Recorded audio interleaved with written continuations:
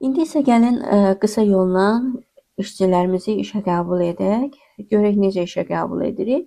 Bunun üçün nə edirik? Yenə də kadrlar bölməsinə, yəni menüsünə daxil oluruq və burada kadrlar uçotu sənədi var. Jurnallar var, kadrlar uçotu sənədləri.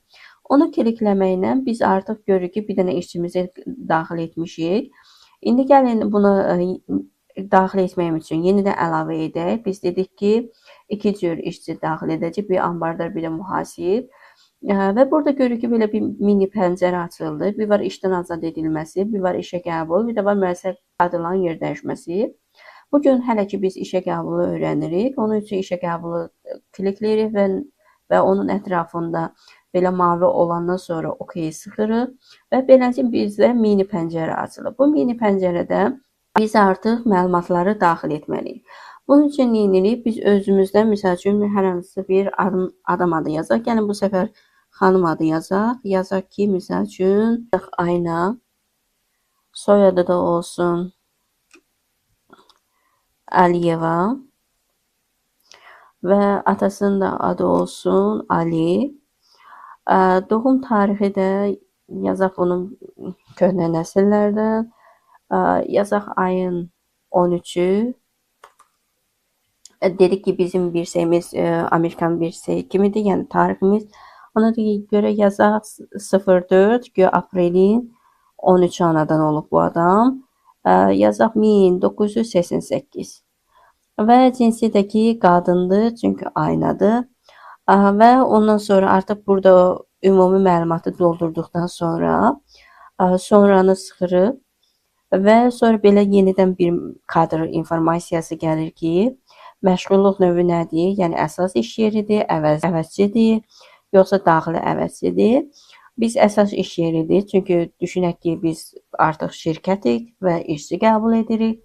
Sonra gəlir aşağı düşürük şöbə olan hissəyə. Şöbə olan hissədə burada 3 düyməni sıxırıq və bizim şöbələrimiz açılır.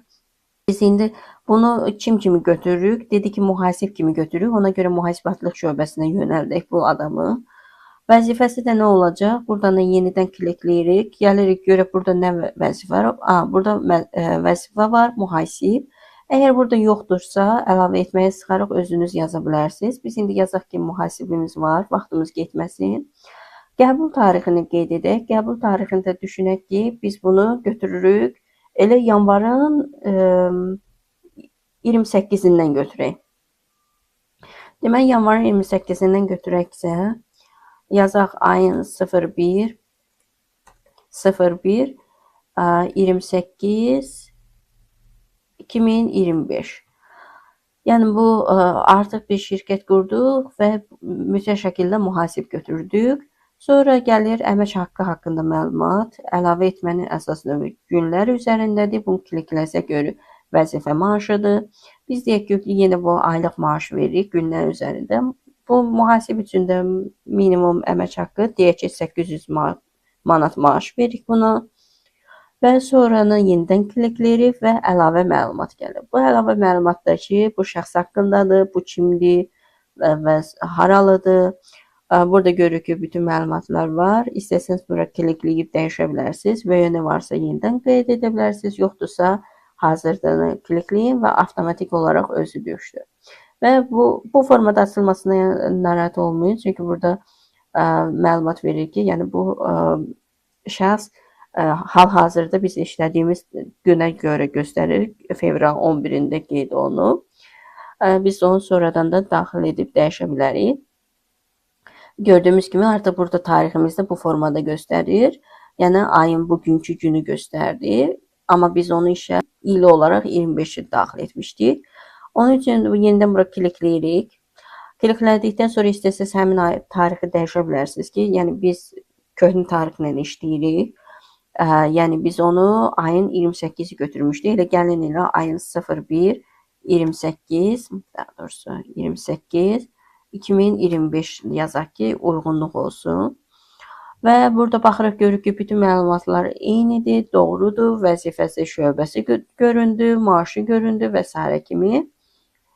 Və burada şərh də yaza bilərsiniz ki, əlavə heç bir dəyişikliyə ehtiyac yoxdur və bununla da biz OK sıxırıq və artıq biz rəsmi olaraq ikinci işçimizi də işə qəbul etdik. Təşkilatın əməkdaşına baxsaq, görürük ki, avtomatik olaraq bizdə artıq 2 dənə əməkdaşımız düşdü.